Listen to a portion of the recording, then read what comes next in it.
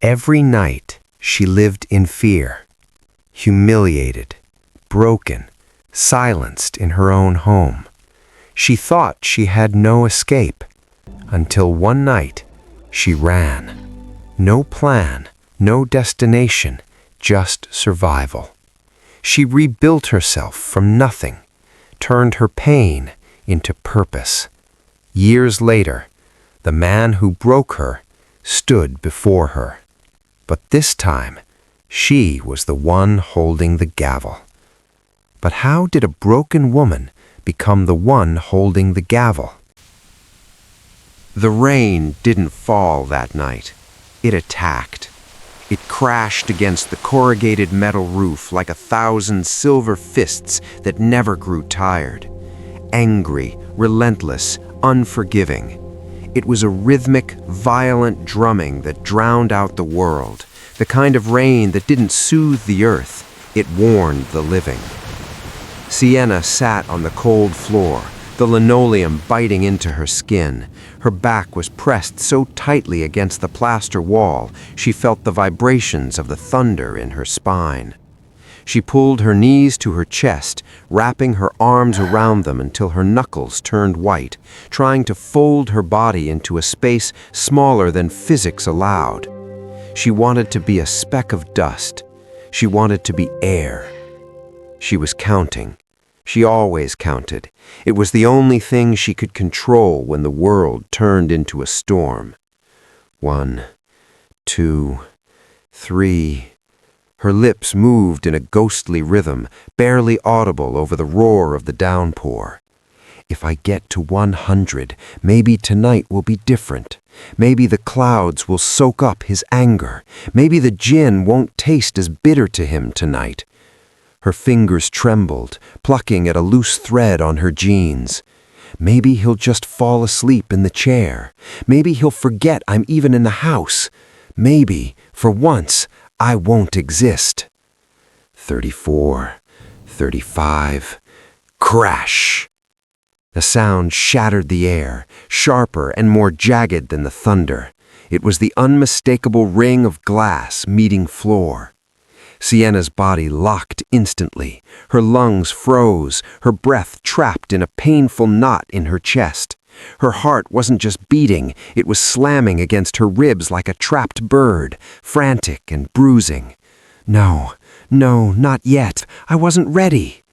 The footsteps followed. They were heavy, uneven, and dragging, the gait of someone who carried a dark weight and intended to share it. Each thud of his boots on the hardwood was a closing distance between the fragile calm she had manufactured and the chaos she knew was coming. Siena! Her name wasn't spoken, it was hurled. It was a jagged stone thrown with the intent to draw blood. She shut her eyes so tightly she saw sparks of white light. Her mind raced through the rehearsed scripts of survival. Stand up. No, wait. If you stand too quickly, he'll say you're being defiant, trying to prove you're his equal. But if you hesitate, if you stay on the floor, he'll say you're ignoring him, treating him like a dog. Her chest tightened until it felt like her ribs might snap. There is no right answer. There never has been. Every path leads to the same fire. Still, she forced herself to move. She stood slowly, her muscles screaming with tension, moving as if the very air around her were made of glass that might shatter and cut her if she shifted too fast. The door creaked open, the hinges groaning in protest. The smell of rain and stale alcohol flooded the room. The night had truly begun. If you've ever felt like you were walking on eggshells just to survive a single night, hit the like button. Let's see how many of us are standing strong today. To an outsider, fear looks like chaos. To Siena, it was a system. It was a meticulous, grueling routine. It was a language of shadows and subtle shifts in pressure that she had learned until it was more natural than breathing. She had mastered the acoustics of the house. The way he dropped his keys on the entryway table was a barometer for the evening. A loud metallic clack meant frustration, something she could perhaps navigate with a hot meal and silence. But a quiet, deliberate placement? That meant calculation. That meant he was looking for a reason. The way he removed his shoes told a story too. Fast meant a hot, explosive anger. Slow meant a cold, simmering malice that would last for hours. Then there was the voice. Sharp meant the violence would be physical. Soft, that terrifying low whisper, meant manipulation. It meant he would spend the night tearing down her mind until she didn't know which way was up. Stay quiet, stay small, stay invisible. But invisibility was a cruel myth. No matter how much she dimmed her light, no matter how much she scrubbed the floors or lowered her gaze, he always found her. The light of his rage needed fuel, and she was the only thing left in the hearth. And the worst part wasn't the bruises, it was the confusion. Because sometimes he brought flowers. Sometimes he laughed at her jokes and looked at her with eyes that seemed to truly see her. In those moments, he looked like the man she had first met. Those moments were the real poison. They acted like a slow-acting toxin that made her question her own sanity. Maybe he's not that bad. Maybe I'm the one who pushed him tonight. Maybe if I were just a little better, a little quieter, a little more supportive, he wouldn't be like this. That thought sank deep into her soul, like a weed in fertile soil. And once it took root, it grew until it choked out the truth. Abuse isn't a landslide, it's a slow erosion. It's the way the ocean eventually turns a jagged rock into sand. Piece by piece, thought by thought, the person you are is carried away by the tide of someone else's will. Siena looked in the mirror and saw a stranger. She used to have opinions on politics, on art, on the way the coffee should taste. She used to have dreams of wearing a graduation gown, of standing in a courtroom, of being a voice for the voiceless. Now she had silence. Her mind had become a house she no longer lived in. She corrected herself constantly, even when she was alone. Don't think that. He wouldn't like that word. Don't wear that color. It draws too much attention. She was rewriting her own DNA to fit the narrow, suffocating mold he had created for her. And slowly, the girl who loved the world disappeared, replaced by a ghost who only knew how to survive. There was no rain that night. The air was unnervingly still, the kind of silence that makes your ears ring. It was worse than the storm because the silence gave everything a terrifying clarity. He stood in front of her, closer than he usually did. She could smell the cold air clinging to his jacket. His breathing was uneven, ragged, but his eyes were what broke her. They were empty. There was no anger there, no heat, no emotion. He looked at her the way a boy looks at a toy he is bored with and intends to break. He was simply gone. In that moment of chilling stillness, Siena understood a truth that no amount of hope could cover up. He doesn't see me as a person. I am an object, a vessel for his pain. Her heartbeat, which had been racing for years, suddenly slowed. A strange, icy calm washed over her. He could kill me tonight, not because he hates me, but because I simply don't matter to him. The thought didn't bring panic. It brought a crystalline certainty. She looked at the door, then back at him. If I stay, I will die. It might be tonight, or it might be in 10 years, one piece at a time, but the ending is the same. Then a second thought, stronger than any she had felt in a decade. If I leave, I might die. He might catch me. I might starve. I might lose everything. She took a breath, a real, deep breath. But might is a chance, and a chance is better than a funeral. Her fingers twitched, her muscles coiled. For the first time in her life, she chose the terror of the unknown over the certainty of her cage. The door felt like it was miles away, a distant portal to another dimension. But it wasn't. It was 12 feet of scarred wood and cheap carpet. She moved. She didn't sprint. She moved with a quiet, lethal decisiveness. Her heart pounded so loudly she was certain he could hear it. Don't look at him. Don't look at his hands. Just look at the handle. Her hand closed around the brass knob. It was cold, real, and remarkably easy to turn. The click of the latch sounded like a gunshot in the silent house. She didn't wait to see if he moved. She stepped out into the night. She was barefoot. The gravel of the driveway bit into her soles, and the cold air slapped her face, but she didn't feel it. Nothing mattered except distance. She began to run. Each step was a shock of pain through her legs. Each breath felt like she was inhaling fire, but the air tasted like life. Don't look back, her mind screamed. If you look back, you'll see the porch light. You'll see the home you thought you loved, and you'll go back to the warmth of the fire that's burning you alive. So she didn't. She ran until her lungs felt like they would burst into the swallowing blackness of the trees. The first night in the shelter was a haunting experience. She lay on a cot that smelled of industrial detergent, staring at a ceiling that wasn't hers.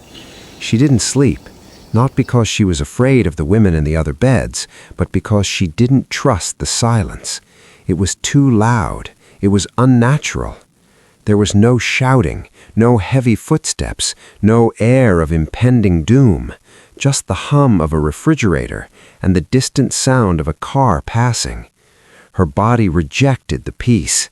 Every small sound, a floorboard settling, a door closing down the hall, made her flinch violently. When will it start? When does the catch happen? But the sun rose, and nothing had broken. The lack of conflict was more confusing to her than the violence had ever been. Healing was not a linear path of sunshine. It was a battlefield. As the weeks turned into months, her own thoughts became her primary antagonists. The abuser's voice lived in her head now, even though the man was miles away. Why didn't you leave sooner? You stayed for 5 years. You must have liked it on some level. Was it really that bad? Maybe you're remembering it wrong. You've ruined his life over a few bad nights. Self-doubt was a shadow that followed her into every room. Trauma doesn't just hurt the body, it rewrites the narrative of the self. She found herself apologizing to chairs when she bumped into them. She questioned her own memories until she felt like she was drowning. Then came the day in therapy. The counselor looked at her and asked a simple, devastating question. "Siena, what do you want?" Siena's mind hit a brick wall. Want. The word felt like a foreign language. It felt illegal. It felt like a trap. To want something was to have an identity, and having an identity was dangerous. Her throat tightened. Her hands began to shake in her lap. She searched her mind for a safe answer, a right answer, but there wasn't one. She whispered. The silence stretched. Then she felt a spark of anger, the first she had allowed herself to feel. I want to matter. I want my life to be more than a series of escapes. The room didn't change, but the girl in the chair did. The ghost was starting to take on weight. When she finally enrolled in university, she chose law. It wasn't just a career path, it was a desperate search for a framework. For the first time in her life, her experience had a name. She read about coercive control, battery, and due process. She saw her life reflected in the black ink of law books. This is real.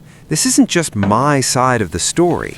This is a violation of the fundamental social contract. Case after case, she saw women who had stayed, women who had left, and women who hadn't made it out. With every page she turned, something shifted in her soul. Her pain was no longer a private shame. It was a piece of evidence. It had structure. It had a remedy. She wasn't just a victim anymore. She was a student of the very power that was supposed to protect people like her. The years that followed were defined by a quiet, deliberate grit.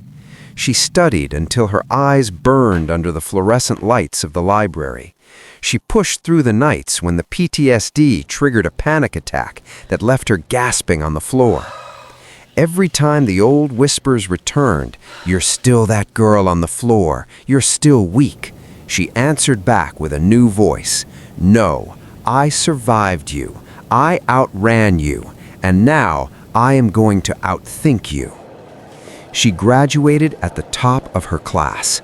She didn't just want to be a lawyer. She wanted to be the person who held the gavel. She wanted to be the one who decided what was just. The first day Siena sat as a magistrate, the weight of the black robe felt heavier than she expected. It was a physical manifestation of her journey. She looked out at the courtroom, the lawyers, the bailiffs, the nervous families. Everything felt surreal. I am not the one hiding in the corner anymore. I am not the one waiting for the blow to fall. She was the authority. She was the one who determined the truth. That power wasn't a gift. It was a fortress she had built with her own 2 hands, stone by painful stone. "Bring in the defendant," Siena said, her voice steady and professional. The heavy doors at the back of the courtroom swung open. A man was led in, flanked by guards. Siena's world stopped. The air left the room. It was him. Time folded in on itself. Suddenly, she wasn't a magistrate in a silk robe. She was 22 years old, barefoot in the gravel, hearing her heart beat against her ribs. The smell of gin and rain seemed to ghost through the vents. Her breath hitched, her vision blurred at the edges. "He's here. He found me." But then she felt the wood of the bench beneath her hands. She felt the weight of the gavel. She looked at him, older, graying, his shoulders slumped, not with remorse, but with a tired, pathetic anger. "You are not that woman anymore," she told herself. Their eyes met. For a split second, she saw the flash of recognition in his face, the shock, the realization that the girl he had tried to erase was now the woman who held his fate in her hands. In that moment, the power dynamic that had defined her youth shattered forever. Pause here for a second.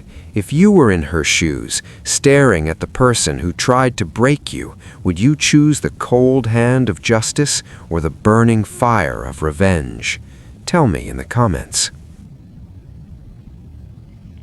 The courtroom became a theater of truth. The defendant was accused of the same pattern Siena knew by heart. A new victim sat in the witness stand, a young woman with shaking hands and eyes that darted toward the exit. Siena saw herself in that woman.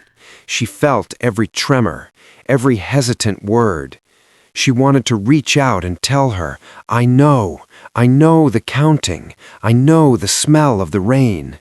But she stayed composed. She had to, because if she let her own history take the lead, the system she worked so hard to join would fail. This wasn't about her past, it was about the law. Deep inside, a war was being waged.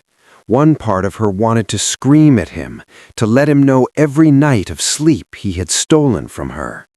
"This is the man who broke you. Use the gavel. Crush him." But the magistrate responded, "No. If I use this seat for revenge, I am no better than he was. I am using my power to hurt because I can. Justice is not the same as vengeance. That distinction was the final piece of her healing. To be truly free of him, she had to be a better person than his ghost expected her to be. The defense lawyer spoke. He used all the old tricks. He talked about the defendant's stressful job, his momentary lapse in judgment, and how the victim was prone to exaggeration. Siena listened to the lies. They were the same lies she had told herself for 5 years. But this time, they had no power over her. She saw through the structure of the manipulation like it was made of glass. The defense tried to minimize, they tried to blame, but truth has a weight that lies cannot carry for long. The courtroom fell into a heavy, expectant silence. All eyes were on Siena. The defendant looked up at her, a flicker of his old arrogance in his eyes, as if he expected her to still be afraid. Siena looked at him, not as a victim, but as a judge. "The evidence in this case is clear," she began. Her voice was calm, devoid of the tremors of the past. "The pattern of behavior described is not a mistake, it is a choice, and choices have consequences." She didn't look away from him. "This court finds the defendant guilty on all counts." She brought the gavel down. The sound was sharp. It wasn't the sound of a crash. It wasn't the sound of a punch.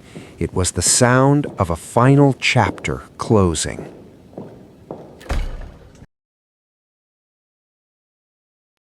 If this story moved you, or if you've ever had to find the strength to walk away from your own shadows, don't just scroll away.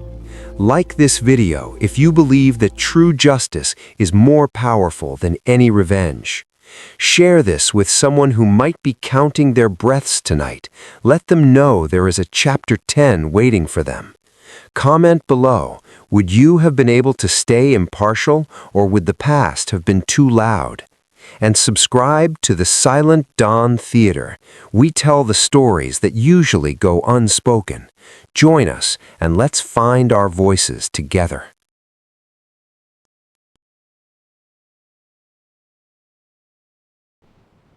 As Siena walked out of the courthouse, the clouds opened up. The rain began to fall, drenching the city in a sudden, cool downpour. But this time, she didn't flinch. She didn't look for cover. It wasn't an attack. It wasn't a warning. It was just water. She stepped into the middle of the sidewalk and tilted her head back, letting the drops wash over her face. She closed her eyes and felt the rhythm of the world around her. She didn't start counting. She didn't need to, because for the first time in her life, she wasn't just trying to survive the night. She was living in the morning.